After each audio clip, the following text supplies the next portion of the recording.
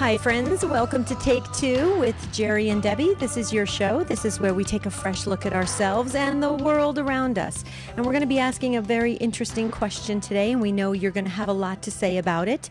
So I'm just going to dive right into the topic because we'd like to open up the phone lines and hear what you have to say about this. We titled the show, Take a Moment and Breathe. Take a moment and breathe. And my husband, Marty Giorgiani, always is telling me, Debbie, you got to think before you speak. He's reminding me to respond in kindness, not to react. And that's what we're talking about today. Do you tend to react or respond to difficult situations? Help us out here. Teach us. We want to learn from you. So maybe share some of your behaviors or your habits when you are approaching or you're ready to encounter a difficult situation. We can always learn from your wisdom. So here's the number, 833-288-3986. That's 833-288-EWTN. And like I said, my husband, Marty, is constantly reminding me. He says, Debbie, don't react. Don't react. Take a moment, breathe, take a deep breath, say a prayer, and then respond, because you'll probably respond with a little bit of a better, kinder response to a difficult situation. Now, I have always blamed my reactionary, sort of character on my New Jersey Italian upbringing. Okay, we're very quick to react. We usually say something before we really think it out. My dad used to say all the time, think before you speak. We were never really good at that. My mother never really thought before she opened her mouth, and that's okay. We got used to it. But as I grew older and I got into the workforce, I realized I had to take a step back. And I had to really think things out, because I was a manager in the hospitality industry, and you can't just always react. You have to really think it out and respond in a very intelligent way. And so I practiced that. Now, I can't say that I've mastered it, but I'd like to learn from you. So would you call in and share with us if you tend to react or respond? Maybe if you are a person that reacts quite often, you'd like to switch to being a person that really takes a moment, thinks about it, and then responds in a very charitable way. Well, this is the show to listen to, because let's listen to the Take Two family, see what we can derive from our life experiences, and then walk away a little bit changed, okay? That's what Take Two's all about. We want to make a difference in our lives. We want to begin, just growing and learning and evolving and getting closer to God, just with this brief hour we get to spend with one another. So please help me out. Jerry's still on a little bit of summer break. He'll be back, and we're so looking forward to when he returns. But you just have me, and I have you. So I need you. 833-288-3986. Do you tend to react or respond to difficult situations? Think about it for a moment. Okay, no pun intended. Think about it for a moment and then react. No, joke. Just pick up your cell phone. It's probably in your hand already, and dial this number, 833-288-3986. Sometimes when we're in situations, especially in our relationships, we can tend to react. Let's face it. Okay, we're with our spouse and something's happening and we're talking about something, especially if it's something like finances, where it can get a little heated and emotions start rising and you tend to react. But don't you regret it afterwards? I mean, there's a lot of regret after reacting, because most of the time it doesn't work out really well. And then there's always those people that they kind of sit back and they take it all in before they open their mouth. And aren't you kind of wondering, what are they thinking? What are they plotting? What are they about to say? And so it's like E.F. Hutton. You just, everything drops and you wait to see what this person's going to say, because they've really thought it out. Maybe that's you.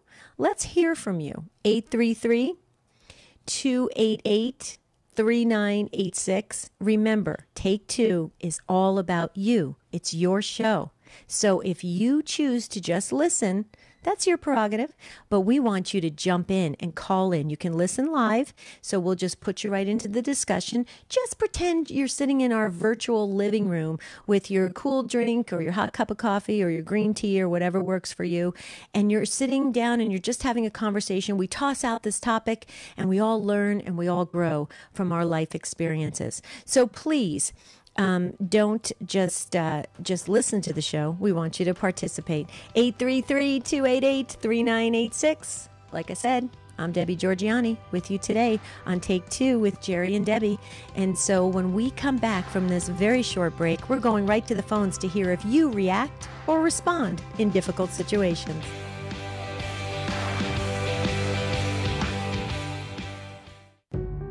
Third Millennium Media presents Debbie Georgianni. The world tells us not to be merciful, and we as Catholic Christians are called to take a step back and look at it in a different way.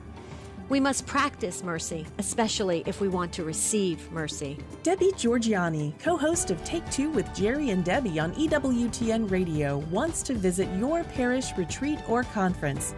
Invite Debbie Georgianni today online at thirdmillenniummedia.com. The leading Catholic voices are on EWTN Radio. Every single day, I get to help our listeners of the Sunrise Morning Show wake up, find out what's going on in the church and the world, and then walk with them as we all seek to grow in knowledge and love of Jesus Christ and the Catholic faith. I mean, how could it get any better? The Sunrise Morning Show with Anna Mitchell and Matt Swaim. Tomorrow morning, 6 Eastern on EWTN Radio. EWTN, teaching the truth. Well, I don't think we're like the typical college students because we really hang out at our campus ministry and everything. It's amazing about how much more connected you feel. We share really cool articles from actually you guys, EWTN, and like what you were saying about evangelization. So that's really nice. EWTN. Live truth. Live Catholic.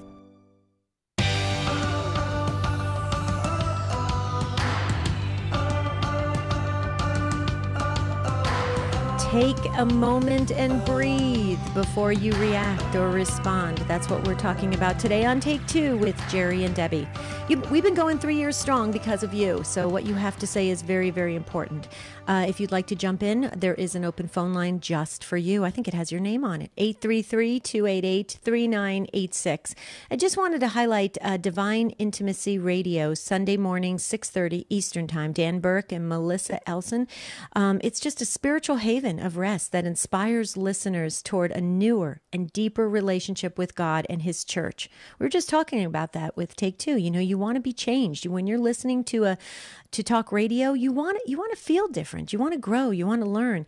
Divine Intimacy Radio, Sunday mornings, 6:30 Eastern Time. If you want to deepen your relationship with God, join Dan Burke and Melissa Elson, 6:30 Eastern Time, AM. I love it. Okay, just wanted to make sure I did a little shout out for that. There is still an open phone line. It's waiting for you. Come on, don't procrastinate. 833-288-3986. Okay, first up is Linda. Linda is in Pennsylvania, listening on Sirius XM 130. Hi, Linda. Thanks so much. You got our virtual First Up Award. Congratulations, Linda. Welcome.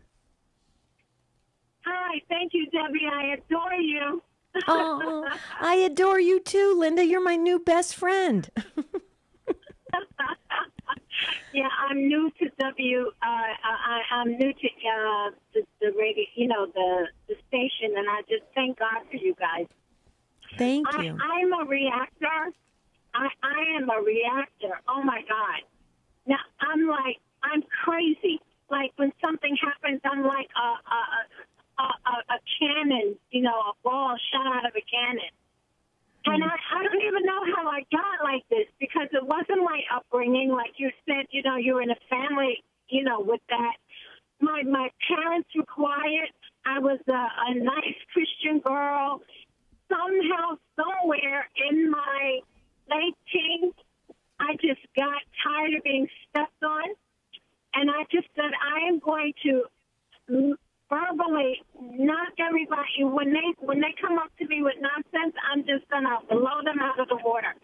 And that wasn't the right. First of all, it's not Christian, you know. And I'd really like to be a responder, and I'm really trying to work on that because I just retired from teaching last year, and now my second career is I'm going into chaplaincy. I can't be reacting. You know, I need to respond. So I'm so glad you had this show, and I really need help. Well, you know, Linda, I just want to say first off, thank you so much for entering into the ministry of being a chaplain at the hospitals and stuff, because that is an amazing ministry. I know it's very difficult to go through the training. I have many friends that went through it, and it's a pretty tough training. But what a rewarding ministry to be in, and thank you so much for entering into that, and also for being a teacher. You said for many years. But Linda, I can relate to exactly what you're talking about in this idea of, you know, you don't want to be stepped on, you don't like to be a doormat, and so you're going to tell people, you're going to kind of put them in their place, you're going to maybe get them back, you know, back them off before they hurt you. I can understand that. I really can. You know what I started doing? Yeah, you know what I started doing that really helped me, Linda, and probably in the chaplaincy program that you're going to be in, you're probably have some classes on this, because you're going to have to be a really good listener. I'm sure with so many folks going through health issues and also on the verge of death and dying. But Linda, what I do now, I know this is, I'm going to let you in on a little secret in the whole world on this little secret that I do, because I tend to react as well. And I now encounter people that really kind of annoy me, or I think they're going to annoy me, or I'm going to feel my blood pressure start to rise. I automatically say a prayer for them immediately. In my mind, I say a prayer. So I'll say a Hail Mary or an Our Father, or I'll just say, Jesus, I trust in you, or some kind of prayer, that I pray for them. Yeah. And then I find myself encountering them on a whole new level. Like it's really weird. It's almost like I'm not even present. It's almost like there's another person like right in front of me. Well, you know, where two or more are gathered in Jesus' name, you know, Jesus is present. Okay. But here's the thing. I really feel that taking that moment to be conscious about prayer for them, not prayer for myself, Linda, prayer for them. Okay. It's really interesting what it does to me, what it does for me. So I don't know if that could even help you in I don't know where I learned that, but I started it many years ago, and boy, oh boy, does it work. I can't, and I wish somebody else would call in too and share, maybe they do the same thing.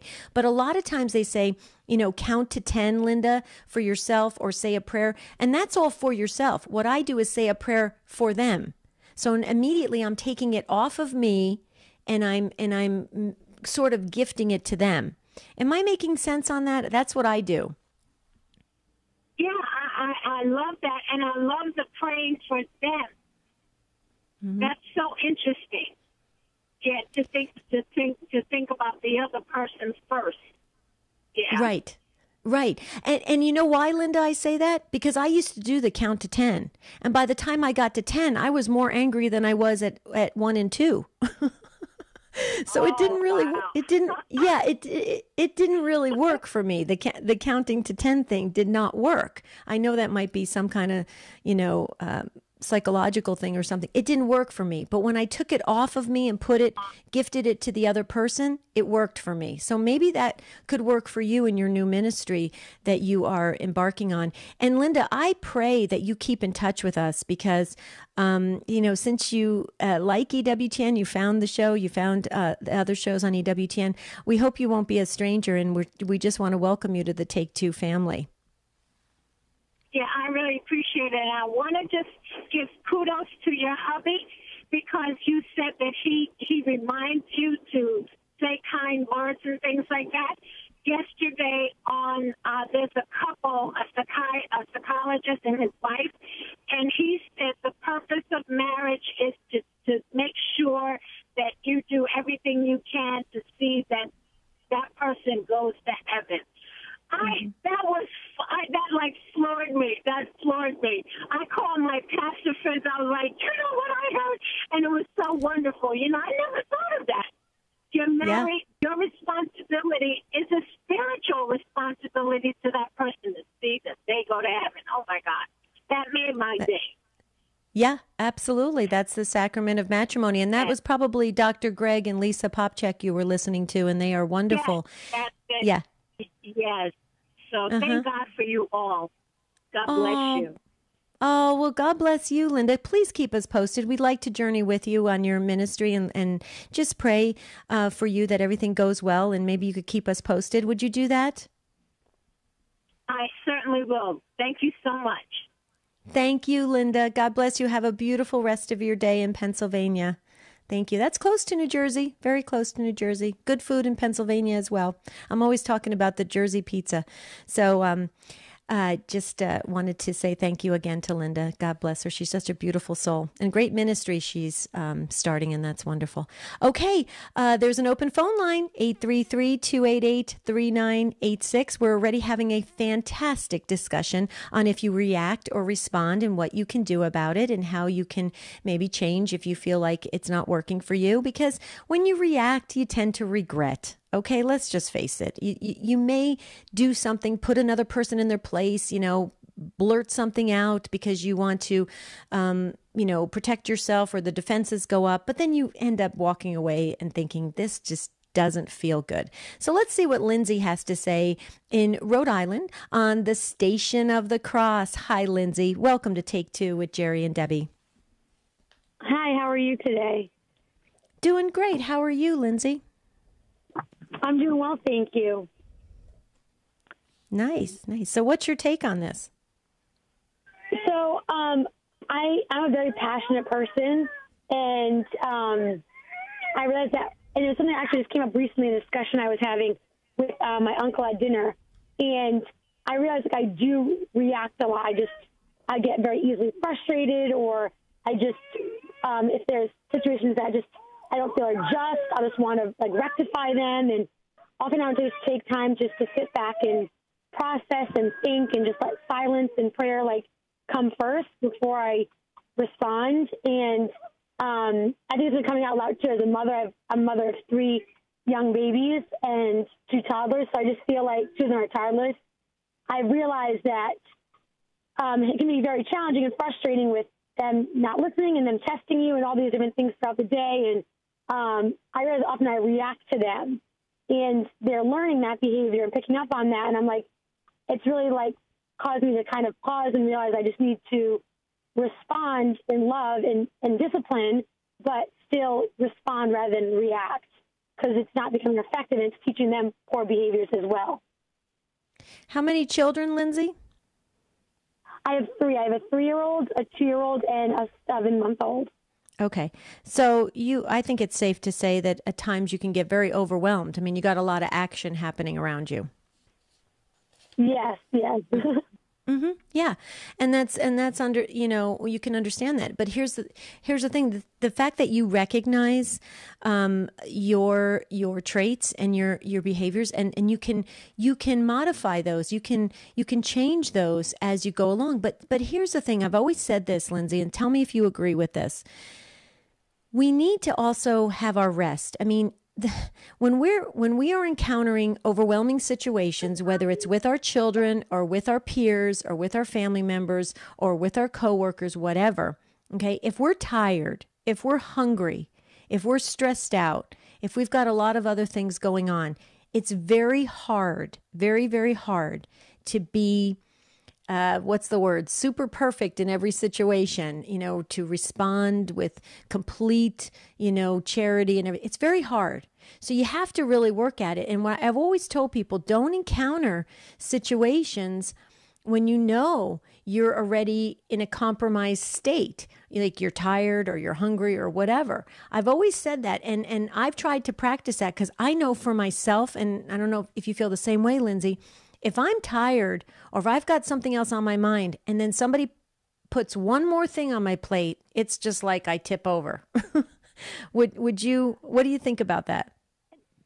I do, and I think that's like a big thing that my husband, like I'm really blessed. I have a really amazing husband, and he always reminds me that I need to take me time.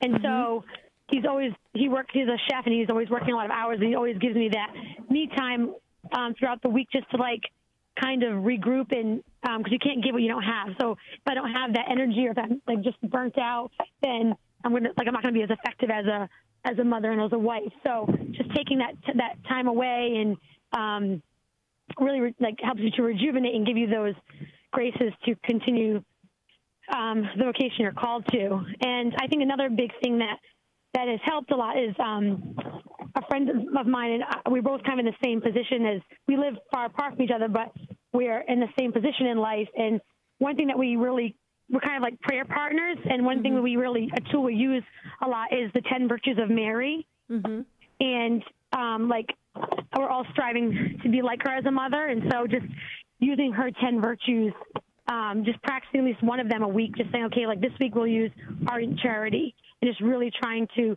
focus on that so it doesn't get overwhelming. Just try to be charitable this week, and really try with our kids, our husband, with whoever may come in our path, just trying to use those virtues to help in our vocation. Right. And with that, and comes with that'll help with responding rather than reacting. Right, exactly. I think that's wonderful, and it's great to have, the support system around you with other people that are moms, and that you can have that wonderful, accountability, if you will, because you're talking to one another, and you're both in the same situation, raising young kids. But the other thing too, Lindsay, if I had to go back, my kids are grown and I have grandchildren now, but if I had to go back, what I would have done differently is I would have taken time in between situations. I found myself constantly fixing things or wanting to make things right very quickly. And I think sometimes as moms, we do that. Something goes wrong, you fix it. A child falls down and scrapes their knee. What do? You quickly get the Neosporin out, and you get a Band-Aid on it, and you slap it on, and you move on, right? You just keep going. I would have taken more time between situations, and I think I would have been happier. And I think the kids would have been happier as well, because I wasn't moving so fast. I think sometimes we move so fast as moms, and I don't know if that's the case with you, but it sounds like with 3 very small children, you gotta do a lot very quickly. But I would have taken more time. So if my kids were just being high maintenance one day, I think I would have kind of stepped away and just given a little space, maybe turned on a song or something, and just changed the mood in the house, and then re-engaged with my kids. I would have done that. That's the one thing I would have done differently. I don't know if that pertains to your situation, or if that can help, or maybe you're doing that already. But for me, I look back, because you look back after you raise your kids, and you see the things you could have done just a little bit better. But you do the best you can. Nobody gives you really a manual on how to raise your particular children. But I don't know if that could even pertain. What do you think, Lindsay?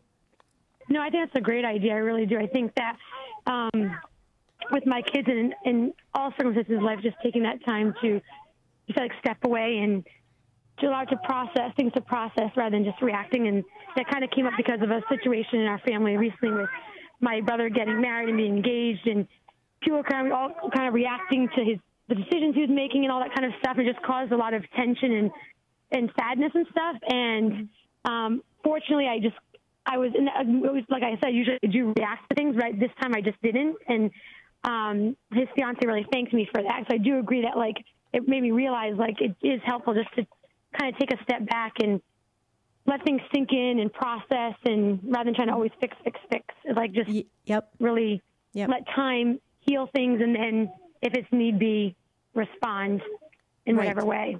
So I agree with that. Yeah, and the other thing too, Lindsay, Satan loves when we don't think about things. When we give ourselves space and time to think about things, what's going to happen? Well, if we're a faithful people, we're going to ask God for help. We're going to ask for the saints to help us, the angels to help us, and guess what? Satan doesn't like that. So he loves when we don't think about things and we just react. That's his playground.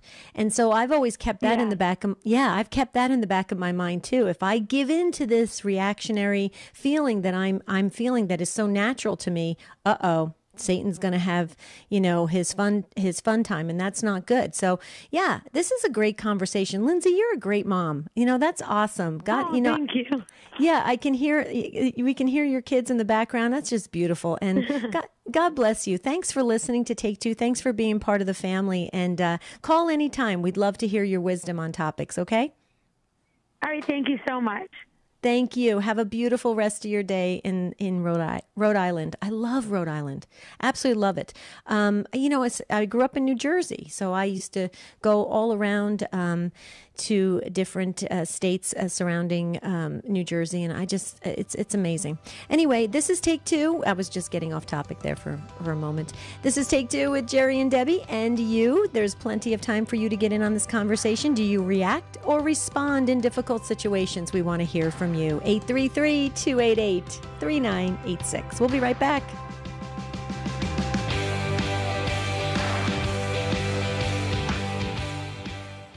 Teresa Tomeo. It's our goal to help each and every listener take this beautiful faith of ours out into the public square with great ideas on making a difference through engaging the culture. The leading Catholic voices are on EWTN Radio. Have you ever felt called to work at EWTN? Be a part of Mother N's mission, which touches millions of lives through television, radio, and internet. Visit EWTN.com and click Unemployment to view current open positions. Hi, I'm Doug Keck, and this is an EWTN Bookmark Brief. I just had the pleasure of interviewing Patricia Sandoval on her book, Transfigured. Tell us, Patricia, this book which you wrote with Christine Watkins, what is it about? It's my life story. It's my testimony of, being fooled by the whole safe sex, sexual education that I received as a child, and had 3 abortions. Thought I had aborted 3 sac of tissues, didn't think it was a baby, and I suffered tremendously after each abortion, what is called post-abortion syndrome, and then that's when I worked with Planned Parenthood, and I saw the truth. And there's a lot of shame behind abortion. It's not easy telling your story, but with this book, I didn't hold back at all. The book is Transfigured, Patricia Sandoval's escape from drugs, homelessness, and the back doors of Planned Parenthood. She wrote along with Christine Watkins, and it is available through the EWTN Religious Catalog. Thank you so much. Check it out, and look for the entire interview coming soon on EWTN's Bookmark Show. I'm Doug Keck. This has been a Bookmark Brief. EWTN is now on Twitter. Get short, timely messages from EWTN on your computer or cell phone. It's easy to stay up to date on a wide variety of topics. Pro-life news, Vatican announcements, catechesis, apologetics, the latest EWTN programming, and more. You can link to EWTN on Twitter from our homepage or go to twitter.com/EWTN. At work, at home, at school, and on the road. Stay connected to your world with EWTN's Twitter page. Hi, this is Janet Benkovic-Williams. We bring you the truth of the Catholic faith on Women of Grace tomorrow at 11 a.m. Eastern here on EWTN Radio. Now, back to Take Two with Jerry and Debbie.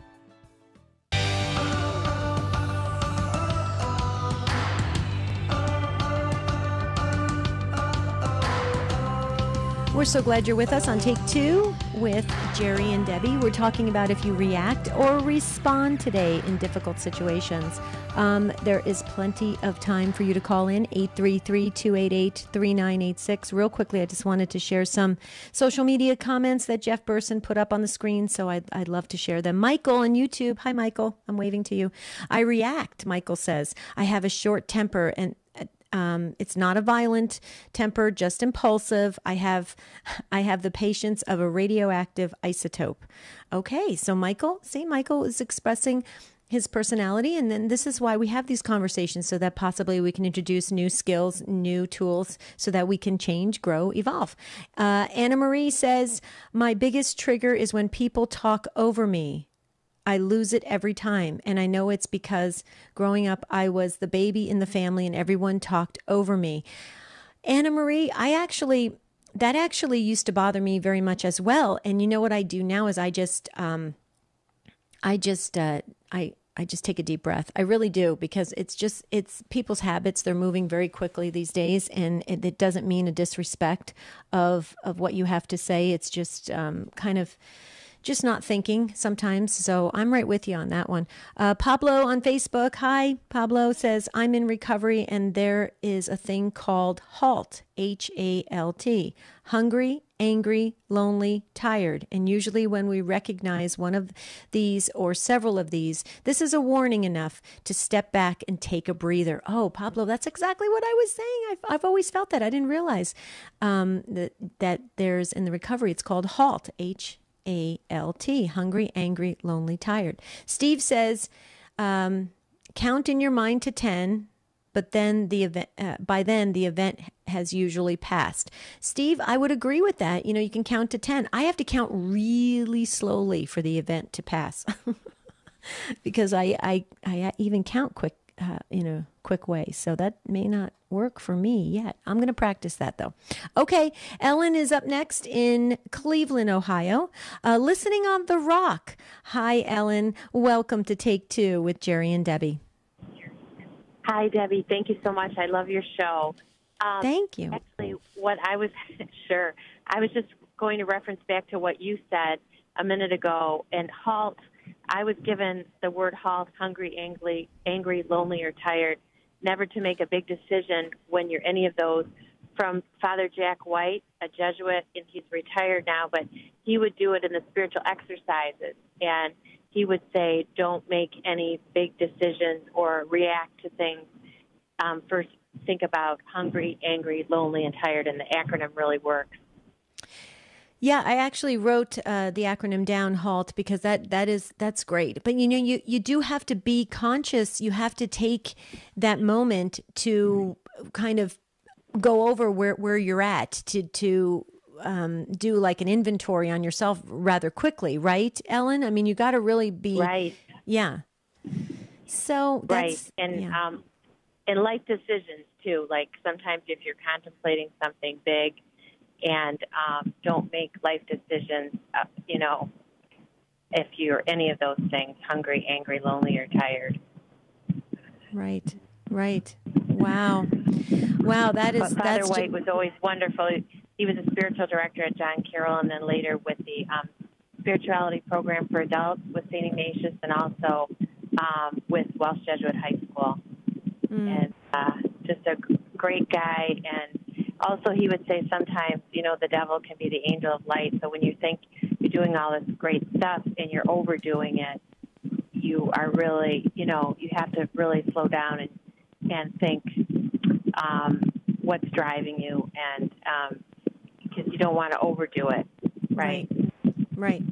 Well, it's Satan can wreak havoc in your life when you just are overwhelmed. I mean, it really, so many times in my life it's happened. And you go back, Ellen, when you agree, you go back and you look at it and you say, okay, this is where I could have stepped back. I could have taken a breather. I could have waited. I could have, there's so many things you could have done in situations, but because you're in that the momentum of what's happening, of the chaos, if you will, and Satan thrives in chaos. And so you're right. It's very important. We stay very in the moment and where we are at in our lives. I think that's a very, very wonderful, wise suggestions and advice you imparted to us today. I just so appreciate you calling in and sure. Yeah. Thank you. Can I add one more thing, Debbie? Absolutely. Also, you were just speaking to a mom of toddlers, and she was talking about how she notices when she gets riled up, they are more riled up. And I would say I've definitely noticed that with my daughter. Like she imitates me. She's 12. But someone told me a couple of years ago, don't take the bait and argue back, and just, be calm and don't argue back, and it diffuses an argument, and it's so true. Mm-hmm. So if you get upset with a kid because, you didn't act that way when you were, raised, you weren't allowed to talk back or whatever it could be, when they say something and you take offense at it, and they're just maybe being black and white, it's so much better just to not argue back, talk back, think of it from their perspective. And then they kind of end up settling down, and then you are also teaching them by example how to act. Right. Yeah, so true.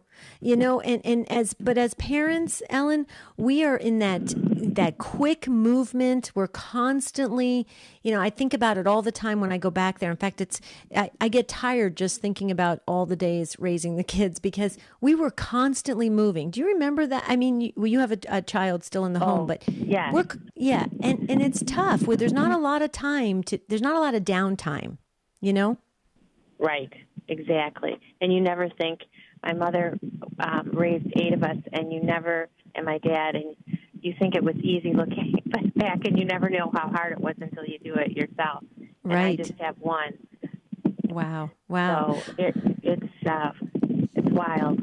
Yeah. Well, I hope Lindsay was still listening, and she sounds like such a great mom. 3 children. She has a 3-year-old, a 2-year-old, and 7-month-old. And I tell you, I give her a lot of credit. That's awesome, and she sounds like such a great mom. But I know that if she's listening, she appreciated your words, Ellen. So thank you so much. And we appreciate it here on Take Two. Remember, this is a global audience. You got people listening all over the world. So what you have to say can really help other souls, like you just did today. So thank you. God bless you. Okay, so let's go to Jeff. Jeff, please forgive me. I actually jumped over you, but I'm going back to you right now. Hi, Jeff in Irving, Texas, Guadalupe Radio Network. Hi, Jeff. Thanks so much for waiting. I'm going to give you the Virtual Patience Award just because you were just so kind to wait. Oh, no problem. Thank you for taking my call. I just wanted to relate a couple experiences I have. Well, first of all, as a parent, I'm patient is something I'm working on, but it's hard with the stress level sometimes being so high. But I'm working on that. At work, I tend to be a little bit calmer because it's frankly a more laid-back environment, even though I work around machinery. But I had a couple of experiences where there's this one man that he works on the machines when they break down, and he tends to yell at people. I think, he's even yelled at supervisors because, he just has very little patience. And one time he yelled at me, and I didn't really respond in anger or anything. I just sort of, tried to be meek about it. And then another time he yelled at me because I asked him a question after he'd finished working on our machine, and I guess he thought it was a dumb question, so he yells at me. And I yelled right back at him. And it was sort of a reaction, but it was sort of, I tried to be calm the last time, and it doesn't seem to stop him. So I yelled back. Now, I didn't say anything inappropriate, but I responded as to why I thought that it was an appropriate question. Anyway, ever since then, he's been perfectly civil to me. I've never even heard him yell at anybody else. Now, I'm not saying that this was the solution, this was the reason, because I yelled back. In fact, I think I should have responded better. And I pray for all the people I work with, and I pray for him. And, if something else does come up, I will really try to be more calm in my response. And then there was just one other thing. There's another man that I've heard him twice. He hasn't gotten into anything with me, but when he gets mad at somebody because they don't do what he thinks they should do, he swears and uses obscenities and just really bad. And I'm reluctant, even though I know that how I plan to respond, I forgive you, may God have mercy on you, something like that. I tend to avoid working with him because I don't know, if the situation isn't just right, I might not be able to respond in that kind of a way. So right now I'm just avoiding him. Anyway, that's my input. Yeah, but Jeff, I want to just share something because, working with, you spend many hours with the people you work with, and that's a whole part of your life, and I think it's important that we maintain proper boundaries. There's a respect level there. And I think all you did in that situation was, you took it from this colleague of yours for a while, but then you stood up for yourself. And I don't think there's anything wrong with that. I think sometimes people, you need to teach people the way you want to be treated. And you basically stood up for yourself saying, you know what, this is not going to happen. I'm coming back at you. And like you said, you weren't overly harsh. You didn't, and to me, this is just me personally. I don't think there's anything wrong with that, because really, I mean, how else were you going to teach them? It doesn't sound like you were going to be able to sit down with them and say, hey, let me go back to all these other, situations that you blew a fuse and you just, reacted and did this. I mean, he's not going to, it sounds like his personality, he needed that. He needed somebody to kind of, jolt him out of that bad, behavior, that cycle that he was in. Yeah. So, but here's the other thing too, with people that cuss and people that use the Lord's name in vain. I tell you what, I've always had a problem with that, and I've gotten to, and I can be very sarcastic, and I've said to people before, I have said, you can replace those 4-letter words with really intelligent words. Those are not exactly very brilliant words that you're using, and it shows that you may not have, that level of intelligence. And people look at me like, oh, what does that mean? Well, I don't want to be looked at like I'm stupid. I'm a manager. And it's really interesting how people will start to retrain themselves, if you will, because they don't want to look foolish. Now, I don't know if that's the right recipe. Probably, Dr. Ray or Dr. Greg Popchak will tell me now that's probably not the right, psychological advice to give. But, that's what I used, because it bothered me very much to be around people that constantly were using bad language, and it was inappropriate. Yeah. There's no need for it, Well, and I think you're right. I think that, there's 2 parts of the brain I've always heard. There's the stem, the reactive fight or flight, and that's what I think they're resorting to when they get into the swearing and all of that. Instead of using the higher intelligence, right, that would say, okay, well, let me step back here and respond in an appropriate way. Right. Right. And the other thing too, I used to do, Jeff, all the time, because, I used to work in the hospitality industry, and many people would say the name of Jesus all the time, and it wasn't in a prayerful way. And every time they would do that, I would make the sign of the cross. And after about 30, 40 times, they say, oh, we get it. We get it. Every time we say the name of Jesus, you're going to make the sign of the cross. So then they stopped saying it in an angry way, because they knew that I was referring to the name of Jesus as a prayer, which it is. Yeah. So, there's ways to retrain people. We're all redeemable. We all can learn and grow. And I think it's awesome. I'm so glad you weighed in on this conversation, because we spend 8-10 hours of our waking day at work, and it's important to know how we conduct ourselves as Catholic Christians. So thank you so much, Jeff. We appreciate it. Okay, have a beautiful rest of your day in Texas, listening on Guadalupe Radio Network. Okay, Elizabeth, you were waiting so patiently at the beginning, and you dropped and you called back, and you're on YouTube. Elizabeth, way to go, in Tennessee. Hi, Elizabeth. Welcome to Take Two. Thank you, Debbie. I'm a new listener, so I'm a little nervous. Bear with me. I just don't know what I'm going to say, but I just felt the need to kind of share a little bit. Okay. I recently, 9 weeks ago, I broke my foot, and then 3 days ago, I broke my wrist. So, needless to say, but it's kind of, I try to take everything as a gift from God, and I've been doing that and asking him where I need to grow.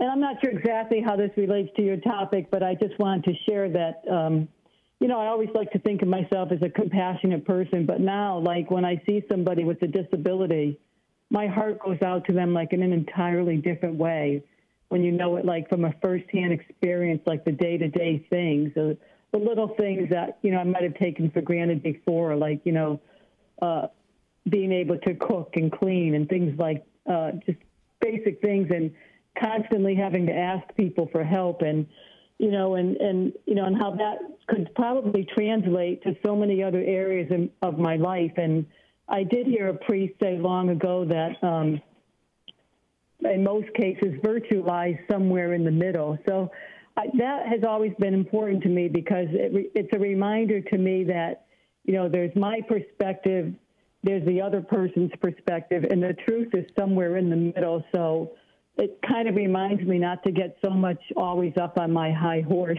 Mm-hmm. And the only other thing I wanted to add was, years ago I took 33-day Louis de Montfort's consecration to Our Lady. And only in the past few months I realized, it's nice to take the consecration, but it's another thing to live it in a lively way on a daily basis.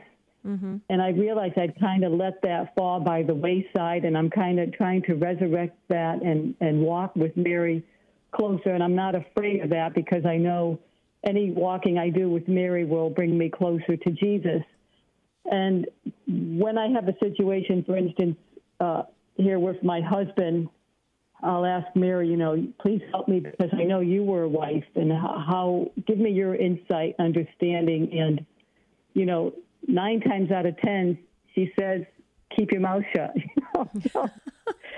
Usually, and to realize, it's just like other people can't read my insides, I can't read their insides. And then just like, she'll remind me, yeah, you don't remember now your husband's had a long day at work, and he's been waiting on you for 2 hours since he got home from work, so cut the guy a break kind of thing, Mm-hmm. Especially since he's had to help out so much with my injury here. And also, and I know it's not a big to-do. I know other people live with far worse things than that. What I have is temporary, so I totally get that. Well, right. But Elizabeth, okay, first off, I just want to say real quickly, you've got a lot going on, with a broken foot and then now a wrist. That's a lot. And so you're dealing with a lot. Yeah. And you said the word temporary, but in this temporary phase, really take this time, like you said, to deepen your relationship with Mary, deepen your relationship, of course, with God. Learn all these different new things about Elizabeth while you're going through this. Mm-hmm. Like you already brought up how you have a heightened sense of compassion and empathy and stuff like that. I mean, this is an awesome time. This temporary phase, although painful, and by the way, we're going to be praying around you that it's full healing, so a very quick healing, and you do well. But take this time. It's all how you look at it. God allowed Elizabeth to be slowed up completely. I mean, when you think about it, you have a broken foot, a broken wrist, okay?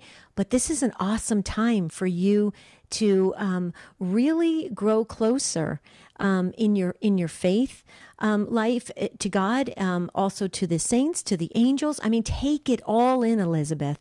Make this a really wonderful temporary time of, that just catapults you on your faith journey. That's what my prayer is going to be for you. I hope it sounds like you're already taking it on like that. And I think that's awesome. And that's a great way to look at things, especially when we have these setbacks or these health issues or things happen or come up unexpectedly. I mean, it's a great way to look at it. So I appreciate your take on this very much.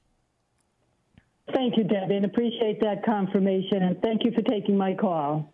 Absolutely. I hope it was enjoyable. Don't be a stranger. Call again, okay? Definitely will. Thank you so much. God bless. Thank you. Thank you so much. Okay, Nancy and Audrey and Marcia and Melissa and Mary, hold on. I just want to say this real quickly. EWTN Religious Catalog TV is Friday mornings at 10:30 a.m. Eastern Time. Okay, it's a wonderful way to see the products, the spiritual items, the books, the DVDs, the CDs. It's kind of like the Home Shopping Network or QVC of the Catholic world. So will you check it out on EWTN TV Friday mornings, 10:30 a.m., EWTN Religious Catalog. Okay, Nancy is up next in Massachusetts on Sirius XM 130. Hi, Nancy. Thanks for waiting and welcome to Take Two. Yes, Debbie. Thank you for taking my call.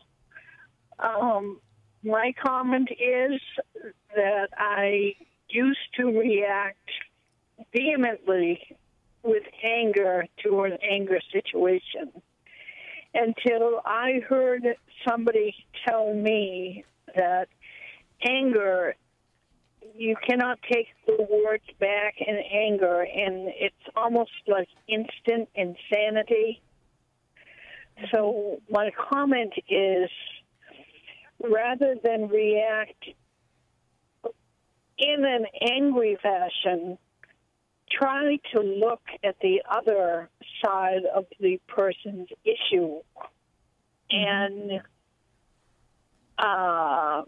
give them the benefit of the doubt. Our Lord himself very seldom got angry himself, except when he was in the church synagogue, and that was righteous anger. That's right. Mm-hmm. Mm-hmm. But since I've looked at anger as instant insanity, I've become much more willing to take moral inventory and cross-check and not judge so much, because you really don't know the volatility of the situation, and anger just escalates it. And that is Satan's biggest tool.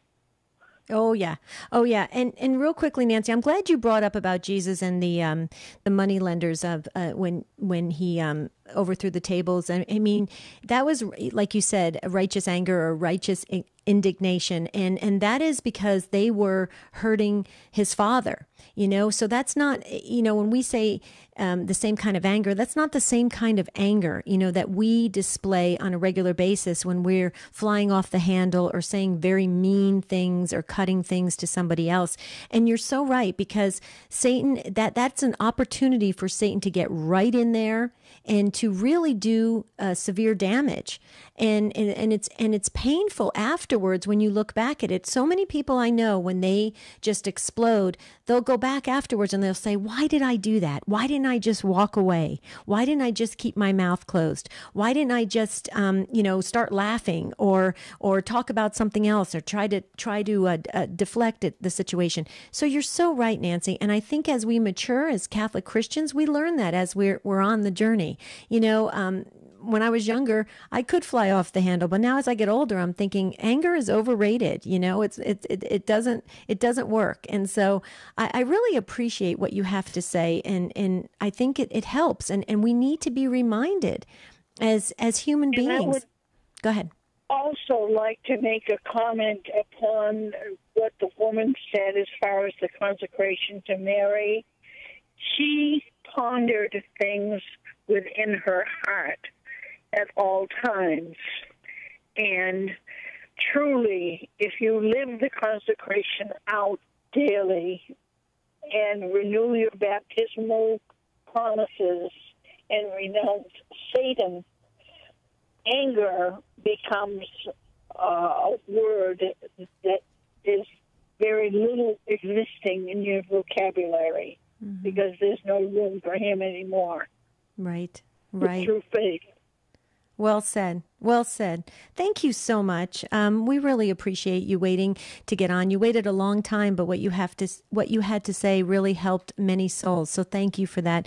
God bless you, and have a beautiful rest of your day. I do not believe Jerry Usher, if he was back with us, he would take in another call and squeeze it in.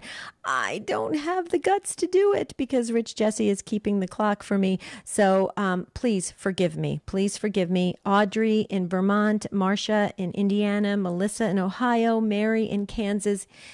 You all have some amazing things to share about reacting and responding, about parenting. Please, if there's things you want to impart, you want to keep the conversation going, please email us at take2@EWTN.com. Let's keep the conversation going, because we have a lot to say about this, and we can continue this. This is great stuff. So God bless all of you for participating. Full phone lines, that was awesome. Great social media comments. We just love you guys, and we hope this conversation was beneficial to you. And we hope you were a little bit changed, a little bit learned something new about yourself, and grew a little bit closer to God. So this is your show, Take Two with Jerry and Debbie, and tomorrow we're going to be asking you about your viewing habits, your TV viewing habits. Why do you watch the shows that you do? We want to learn about your routine with the television set. That's tomorrow's show on Take Two, but until then, have a beautiful and blessed day. We'll see you real soon. Bye for now.